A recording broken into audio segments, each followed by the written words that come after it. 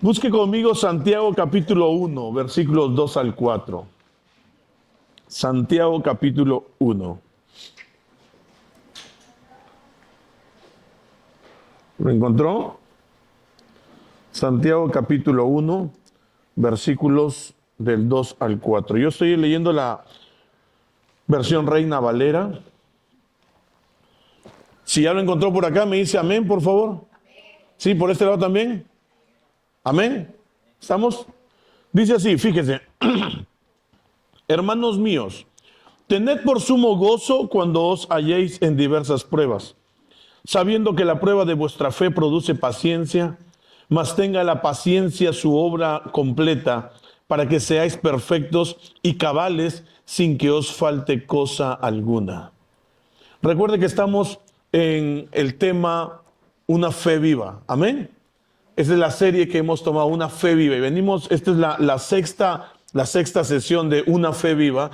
Y el título de hoy es La fe viva produce esperanza. Amén. Una fe viva produce esperanza. Mi hermano, Santiago fue escrito para una iglesia en persecución.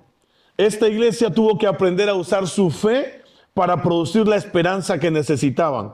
Recuerde que cuando los apóstoles comenzaron a predicar, mucha gente comenzaba a aceptar a Jesús como su Señor, como su Salvador, judíos primeramente, y después vino la persecución en Judea a través de los mismos judíos, y eso se extendió. Ellos tuvieron que salir a diferentes ciudades, incluso fueron a ciudades gentiles, que no era la idea al comienzo, ¿no?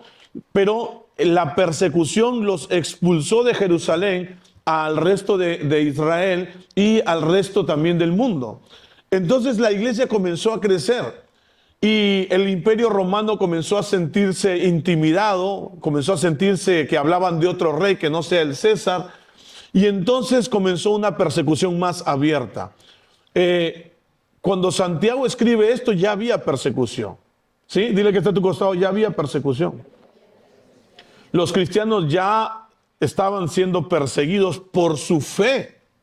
Fíjese, por su fe. Y el tema es que cuando ganaban al Señor, ganaban a alguien para el Señor, esa persona aceptaba a Jesús en su vida como su Salvador, pero ahora se enfrentaba a ser perseguido por el Imperio Romano. ¿Está conmigo? Iglesia, los cristianos del primer siglo tuvieron que aprender a usar su fe para adquirir la esperanza que necesitaban.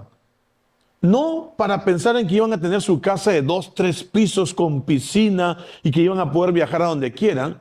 No para eso, sino aprender a que había esperanza de que la promesa que Dios les había dado se iba a cumplir en su vida. ¿Está conmigo? Que lo que está escrito en la palabra de Dios se iba a hacer real con ellos. Que la promesa de vida eterna, mi hermano, era real. Hoy en día, los cristianos de hoy en día, es como que se han olvidado que la promesa de vida eterna es real. Y todo lo que piden es para el tiempo en que vivimos aquí. Y no se acuerdan, cuando pasan dificultades, no nos acordamos de que nuestra vida real viene cuando morimos acá.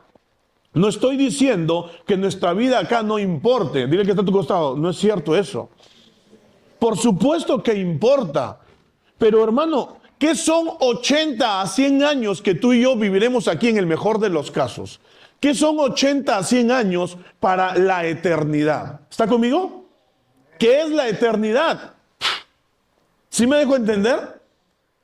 80 a 100 años vendrían a ser como un punto en el espacio. Así vendrían a ser. Pero la mayoría de nosotros nos concentramos tanto en lo que vivimos aquí y nos olvidamos de edificar y de cultivar nuestro espíritu, que es el que va a vivir por la eternidad. Y que va a disfrutar de todo lo que Dios dijo, que incluso se cumplirá cuando dice que no habrá llanto ni dolor. Ahora tú y yo lloramos, ahora tú y yo sufrimos. Seguramente siempre hay situaciones en las que tú y yo podemos pasar, que tú y yo podemos vivir, que nos traigan llanto, dolor, sufrimiento. Y Dios no nos puso aquí para eso.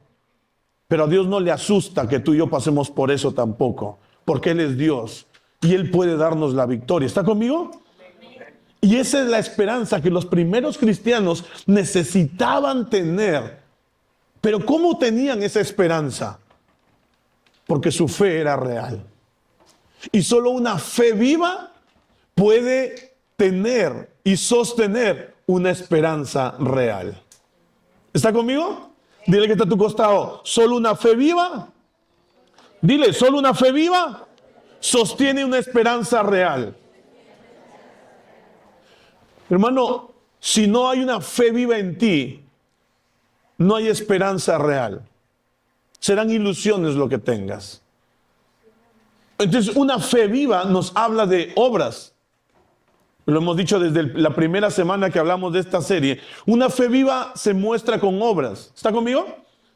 Entonces quiere decir que yo obro, ¿por qué? Por lo que creo. Aquí no es al revés.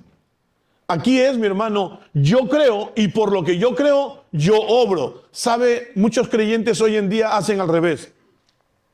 Yo obro para demostrar supuestamente, porque si obro, entonces voy a creer. No, no es así. Es que yo creo y obro por lo que creo. Hay una gran diferencia entre creer y obrar para creer. Lo segundo no funciona. Lo primero es lo que funciona. Cuando yo creo y obro por lo que creo. Algunas personas no creen, tienen miedo y hacen obras y no les funciona porque no estás creyendo. Estás imitando a alguien, estás siguiendo la corriente a alguien, pero realmente no lo crees. ¿Está conmigo? Ahora, no he venido a juzgar a nadie. Dile que está a tu costado, no te están juzgando. No le han contado al pastor nada de lo que estás viviendo, por si acaso. Estoy compartiéndote lo que la palabra de Dios nos enseña. Amén. Pero usted y yo, mi hermano, necesitamos tener esa esperanza real. Cierto neurólogo dijo, la esperanza es la medicina que más uso. Un neurólogo. La esperanza es la medicina que más uso. Y un oncólogo dijo, si le quitamos la esperanza a una persona desahuciada, es como preparar su ataúd. Si le quitamos la esperanza a una persona desahuciada, prácticamente le estás adelantando la muerte. Porque la esperanza no es cualquier cosa, mi hermano. Pero como dije hace un rato, que la esperanza es sumamente importante para nosotros, pero esta debe estar respaldada en algo real. Y eso es lo que una fe viva hace en nosotros, porque manifiesta las obras en acciones. Mi hermano, no son las acciones para ver lo que espero, no, sino que son obras porque sé que sucederá lo que espero. Pero todavía no sucede, pero yo sé que va a suceder. ¿Está conmigo? Entonces la esperanza real se sustenta en la fe. Y la fe viene por el oír, y el oír por la palabra de Dios. ¿Amén, iglesia? Desde la semana pasada hablábamos acerca de alimentarte de la palabra de Dios. ¿Se acuerdan? Los que vinieron la semana pasada. Es más, varios levantaron la mano. Yo tengo la foto de los que levantaron la mano. De aquí la proyecto. Levantaron la mano de que dijeron, voy a leer toda la Biblia. Si usted vino la semana pasada, seguro fue uno de los que levantó la mano y se han propuesto, porque algunos tienen 10 años de creyente y no se han leído toda la Biblia. Óigame, déjese ese cuento, pastor, es que la Biblia es gruesa. 10 años. Hágame el favor. Si usted estudió ingeniería, psicología o medicina, se ha leído en 5 meses libros gruesazos, y no uno, sino varios. Es que si no me jalan, pastor. Ajá. Y ese es el problema, te están jalando en lo espiritual. Estás jalando en lo espiritual. ¿Sabes por qué? Por no alimentarte. Por no alimentarte en lo espiritual. Proponte seriamente, voy a leerme toda la Biblia y no leerla de paporreta. Y cuando la termines de leer, vuélvela a leer. Pastor, ¿cuántas veces? George Mueller, un hombre que vivió en el 1800 y pico, finales de 1800, que Dios lo levantó para hacer orfanatos para niños sin padres en ese tiempo, habían muchos en Inglaterra. George Mueller se dice que leyó la Biblia unas 200 veces. Pastor, yo no soy George Mueller. Exacto, yo lo sé. Pero si me preguntas cuántas veces, todas las veces que puedas en tu vida, hasta que te mueras. Y yo te aseguro, mira, yo recién voy por la 5ª vez. Yo te aseguro, cada vez que te acercas a la Biblia y tomas de ella, Dios te vuelve a hablar. Por más que lo hayas... hay textos que yo he leído varias veces ya.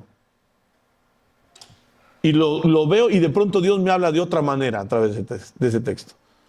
Tú no eres la excepción, también te va a hablar. Así es que no te canses de leer la Biblia, tenlo como un libro de cabecera ahí, para siempre acudir a ella y recibir de ella, porque cuando tú y yo leemos y recibimos, entendemos lo que leemos, mi hermano, eso alimenta nuestra fe. ¿Está conmigo? Y la fe, esa fe, mi hermano, alimenta nuestra esperanza. ¿Está conmigo? Hermano, entonces, la fe viva llega a producir esta esperanza que nosotros necesitamos. Quiero compartir con ustedes algunas de esas razones bíblicas que nos mantendrán esa fe viva. Algunas de esas cosas que vamos usted y yo al practicarlas va a mantener esa fe viva. Entonces, mi hermano, es muy importante lo que usted y yo podemos hacer y lo que el Señor puede hacer a través de nosotros con la fe, una fe viva respecto a una esperanza viva también, una esperanza real. Yo quiero contarle la historia de un hombre que en 1917, cuando tenía 8 años, fueron a la escuela y por alguna razón se incendió la escuela y estaban él y su hermano. Y lograron salir de ahí, pero él quedó con quemaduras en el 80% de su cuerpo. Sus piernas estaban muy, muy maltratadas. Los médicos le dijeron a los padres que sería mejor amputarle las piernas, porque eso corría riesgo de que se le amputen las piernas, de que se infecten las piernas y entonces podía morir si venía una infección generalizada. Su nombre era Glenn Cunningham. Tal vez no han escuchado mucho porque es de 1917, pero le voy a contar rápidamente lo que pasó con este hombre. Después que le dieron de alta, su madre todos los días masajeaba las piernas de su hijo, que apenas y sentía algo. Y todos los días masajeaba. Para el niño, después de unas semanas que trató de moverse, le era un martirio tratar de caminar. Los doctores le dijeron a sus papás, nunca va a caminar. Sus músculos están demasiado dañados, él nunca va a caminar. Y la mamá todos los días, en la mañana y en las tardes, frotaba sus piernas y después de unas semanas él comenzó a intentar caminar. Realmente no caminaba, lo que hacía era arrastrarse.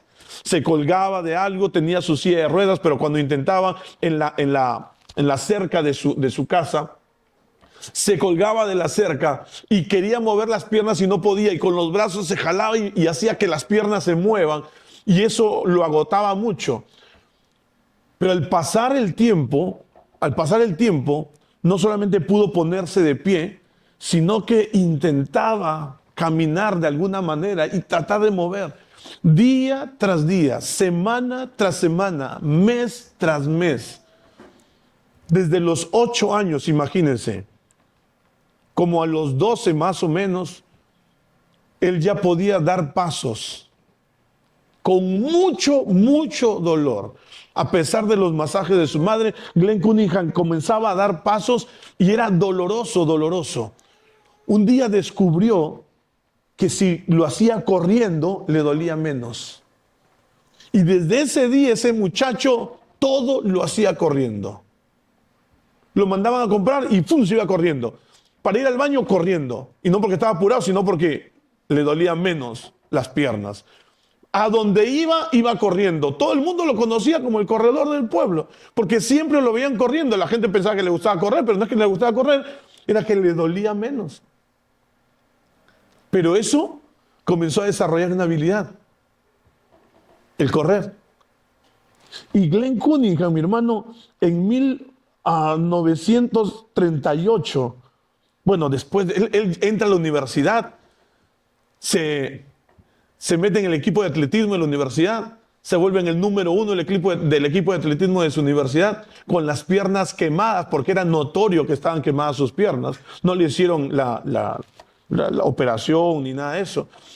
Se volvió el número uno, fue a las Olimpiadas en el 34 probablemente, perdón, 32 por ahí. Fue a las Olimpiadas y ganó medalla de plata en los 1500 metros. 1500 metros. Y en 1938 estableció récord mundial en una milla y en los 800 metros, récord mundial. Un niño que había sido destinado por los seres humanos de que no correría, no caminaría nunca y que debían amputarle las piernas por el peligro que había. ¿Sabe lo que él decía? Dice que él cuando todavía era niño se encontró con este pasaje en la Biblia, Isaías 40:31.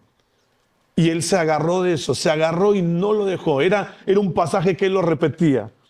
Y él dice que se encontró con, pero los que esperan a Jehová tendrán nuevas fuerzas, levantarán alas como las águilas, correrán y no se cansarán, caminarán y no se fatigarán. Hermano, Glenn Cunningham se agarró de este texto bíblico, de esta palabra, de esta promesa. Y eso era lo que lo sostenía. Cada vez que le dolía, decía, los que esperan en Jehová correrán y no se cansarán. Se levantarán como las águilas, los que esperan. Y dice que oraba, Señor, cámbiame. Cámbiame desde adentro, Señor. Señor, haz tu obra en mí.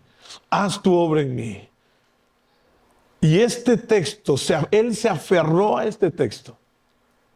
Y Dios cambió su historia, pero la historia de los que estaban a su alrededor también. Escúcheme bien. Tal vez piense usted que por ir a las Olimpiadas ya estaba todo normal. No. Antes de correr, él necesitaba recibir una frotación intensa en sus piernas. Siempre le dolió. Siempre. Pero él nunca renunció. Y pudo correr.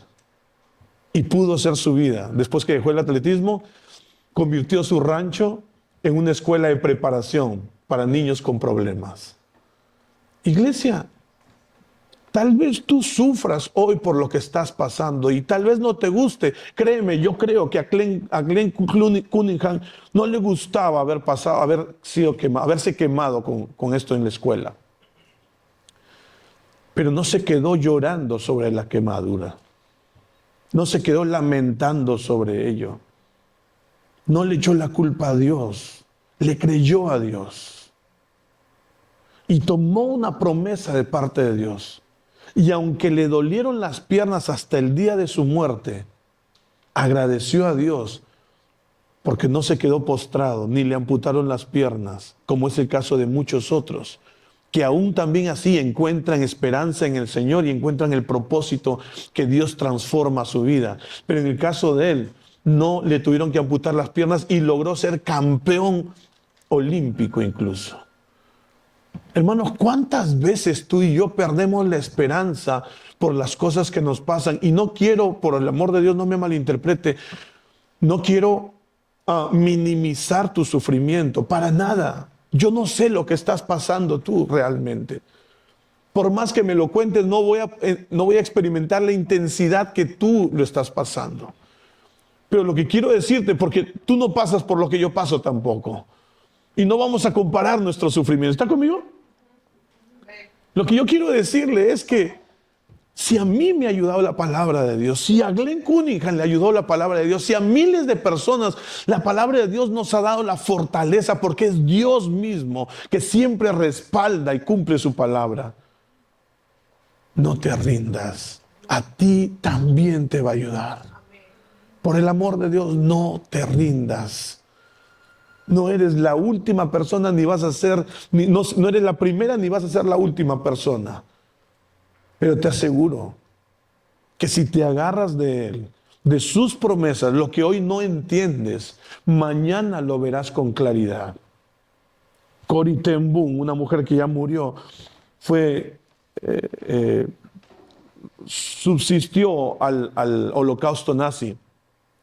y ella era holandesa, pero la apresaron, los holandeses, los nazis la apresaron porque ayudaba a esconder a judíos en su casa, ella y su familia. Mataron a su padre, su hermana murió en los campos de concentración, a su padre y a su madre los mataron, y su hermana murió en los campos de concentración porque los descubrieron y los arrestaron. Y ella sobrevivió al campo de concentración. Y dice que en un momento ella quería morirse porque no entendía. Pasados los años, ella testificaba de cómo su fe en el Señor le mantuvo firme a pesar de que estaba en un campo de concentración, que estuvo años allí.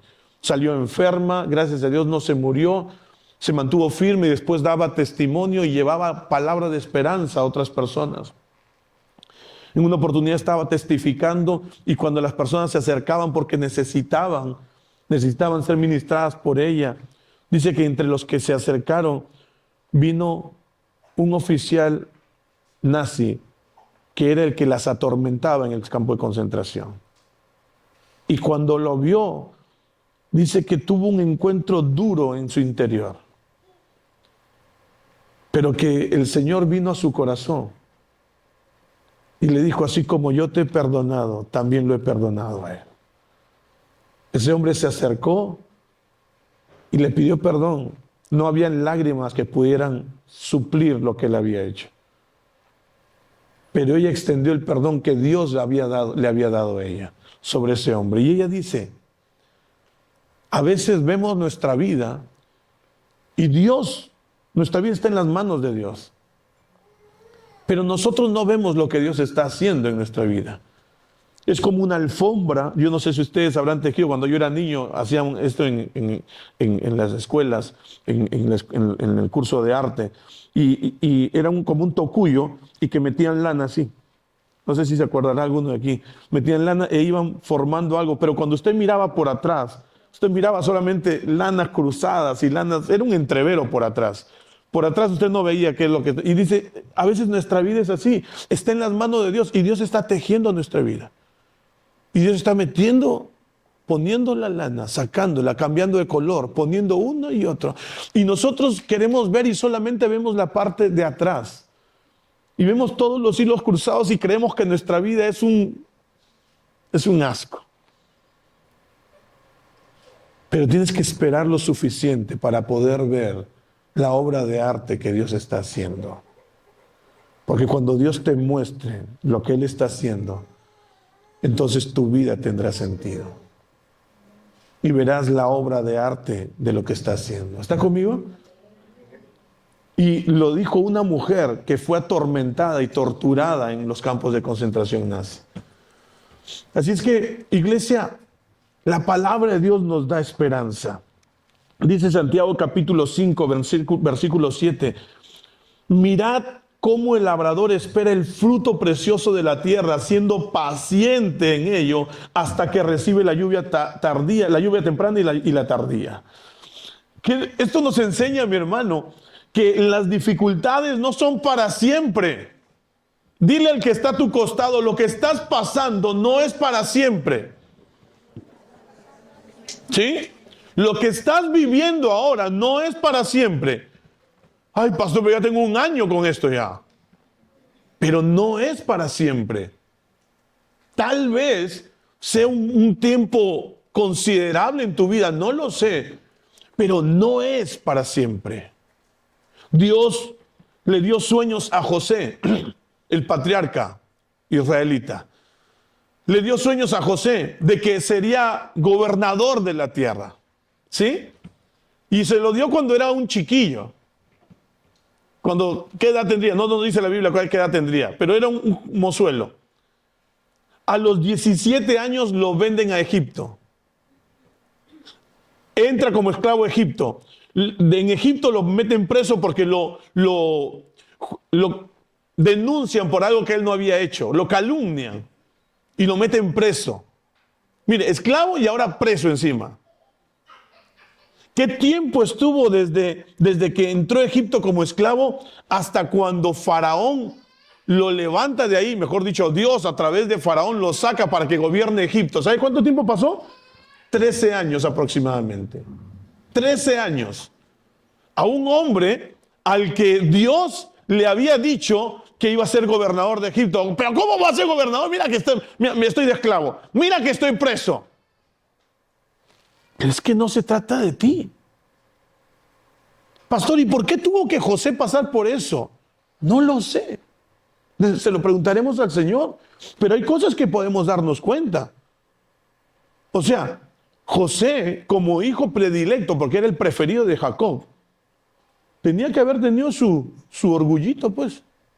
¿No? Solamente a él le regalaron una túnica de colores que la lucía, bien bacán. Él iba y era el chismoso, perdón, el que le pasaba la voz a papá de lo que sus hermanos hacían, de las fechorías que sus hermanos hacían. Muy íntegro, por cierto, sí. Pero lo venden, lo venden. ¿Y usted qué cree que pasa en el corazón de él?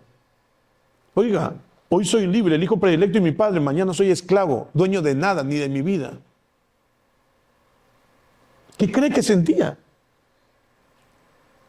Pero la Biblia dice, y yo creo que esto está escrito ahí, porque José lo declaró así en algún momento, a alguien lo transfirió, a alguien se lo transmitió. Mas Jehová estaba con José. Y José sabía que Dios estaba con él. En la cárcel, pastor, como esclavo, y en la cárcel, mas Jehová está con José. Lo que estás viviendo hoy no determina tu futuro. Lo que estás viviendo hoy no determina quién eres tú. Y eso usted y yo debemos tenerlo bien claro. Yo soy, no lo que la gente dice que soy. Yo soy lo que Dios dice que yo soy. ¿Está conmigo? Hermano, ¿qué estás viviendo ahora? Tú no eres un fracasado porque no estás haciendo lo que te gustaría hacer ahora. Si es que crees en el Señor y si es que estás viviendo buscando o haciendo el propósito de lo que Dios te ha dado, no eres un fracasado. Estás siendo próspero. Pastor, pero me falta para llegar a fin de mes. Dios va a ir allanando el camino, pero Dios va tratando. Mire, ¿por qué Dios no lo llevó a José de frente a ser gobernador? ¿Por qué? ¿La envidia de sus hermanos? Seguramente, pero Dios comienza a encaminar ahí, comienza a encaminar el asunto. La lujuria de la mujer de Potifar, seguramente lo metieron a la cárcel por eso. Pero Dios no dejaba de encaminar la cosa porque Él es Dios. ¿Crees que Dios no va a encaminar la cosa contigo? Si lo hizo con José, lo va a hacer contigo también. ¿Está conmigo? Pastor, pero yo no me llamo José, no importa, yo me llamo Néstor también. El tema es que tú tienes que estar claro, el Señor está conmigo. El Señor está contigo. Que estés como esclavo no quiere decir que Dios no está contigo. Dios está contigo. Que estés pasando la adversidad, dificultad que estás pasando no quiere decir que Dios no está contigo. Quiere decir que tú tienes que estar claro, seguro, Dios está conmigo. Amén, iglesia. ¿Está Dios contigo? Pregúntale al que está a tu costado, ¿está Dios contigo? Segunda de Corintios capítulo 4 versículo 17 dice, pues esta aflicción leve y pasajera nos produce un eterno peso de gloria y sobrepasa toda comparación. Y Romanos 8:28 dice, y sabemos que para los que aman a Dios, todas las cosas cooperan para bien. Todas las cosas cooperan para bien. Los hermanos de José lo vendieron como esclavo. La mujer de Potifar, por su lujuria, lo termina acusando falsamente y lo meten a la cárcel. Pero para los que aman a Dios, todas las cosas les ayudan a bien. Amén. En la cárcel conoció a dos tipos y le interpretó los sueños a ellos. Y les dijo, a uno lo iban a matar, el rey lo iba a matar y al otro lo iban a reponer en su puesto. Y sucedió como él dijo. Y de pronto eso, en algún momento, cuando Faraón tuvo un sueño y necesitaba interpretación, el hombre se acordó, qué casualidad. Ah, pastor, entonces tenía que ir a la cárcel para que conozca a estos tipos. Y entonces, no necesariamente. Si la lujuria de la mujer de Potifar no lo metía a la cárcel, el Señor iba a hacer cualquier otra cosa, pero José iba a terminar ahí arriba, como gobernador. ¿Por qué? Porque Dios siempre endereza nuestras veredas. Cuando tú y yo nos agarramos de Él, el Señor endereza tus veredas. ¿Está conmigo, iglesia? Es interesante lo que dice el salmista, que el Señor endereza nuestras veredas, porque tú y yo con buenas intenciones todavía podemos torcer nuestras veredas. Pero la buena intención tiene que estar basada en el hecho de hacer la voluntad de Dios. Señor, yo quiero hacer tu voluntad. Y cuando tú tienes ese corazón de querer hacer la voluntad de Dios, aunque no sea bonito lo que tengas que pasar en este momento, Dios se encarga de enderezar esas veredas, de enderezar tu camino, porque Él es Dios y no te ha dejado. Dile al que está a tu costado, no te ha dejado y no te va a dejar. Y por último, mi hermano, mira lo que dice Santiago capítulo 5, versículo 8. Sed también pacientes, fortaleced vuestros corazones, porque la venida del Señor está cerca. Hermano, el Señor viene, el Señor regresa. Lo que estamos viviendo tú y yo aquí no es eterno, no es para siempre.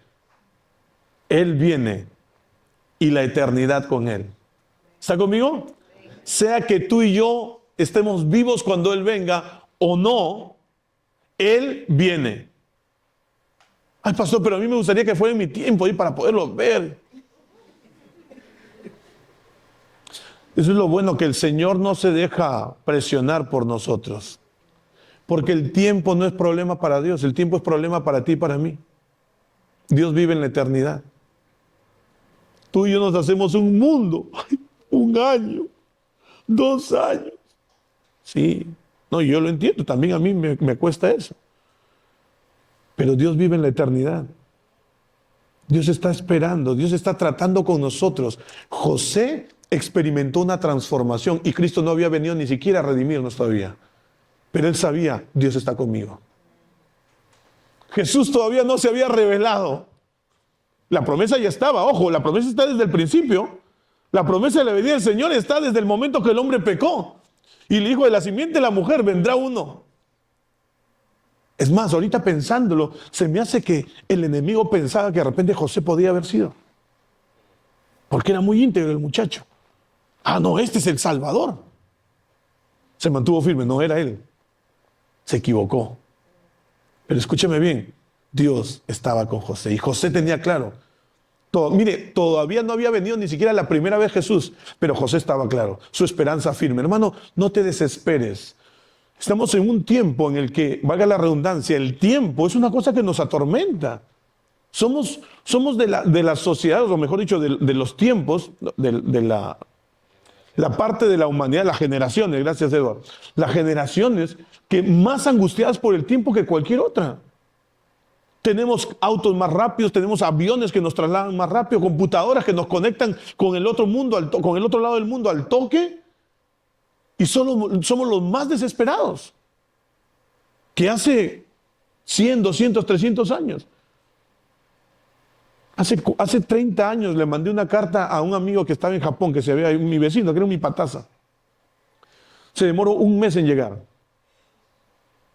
Supongo que debe haberse demorado 1 mes en leerla, porque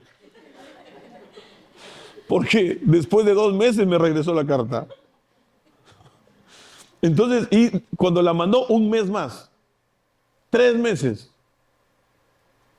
Y hoy en día tenemos WhatsApp, que uno escribe, ¡plic!, ya le llegó al otro. Allá en la China, en Japón, por ahí al fondo. Ya le llegó. Y nos angustiamos más que hace 100 años. Eso está en nosotros. Eso no está en los que están afuera, eso está en ti. Te estás volviendo más ansioso, más desesperado. Permites que las cosas te angustien más. Porque no hay una fe viva. Y no vengo a acusarte, vengo a exhortarte. Es tiempo que lo que decimos creer de la palabra de Dios, lo creamos de verdad. Jesús vive. Jesús regresa. sus promesas son firmes. Él las cumplirá. ¿Está conmigo? Ahorita o el próximo año, pero va a ser cuando Él sabe que es el momento. Dios nunca llega tarde. Dios nunca se equivoca. Y si eso tú lo cuestionas, entonces no te va a hacer firme mantenerte en las promesas del Señor. Pero si tú sabes, Dios nunca se equivoca, Dios nunca llega tarde, lo que estamos viviendo ahorita, entonces nos va a enseñar algo más. Entonces mi actitud, tu actitud tiene que estar enfocada en que, Señor, ¿qué debo aprender de esto?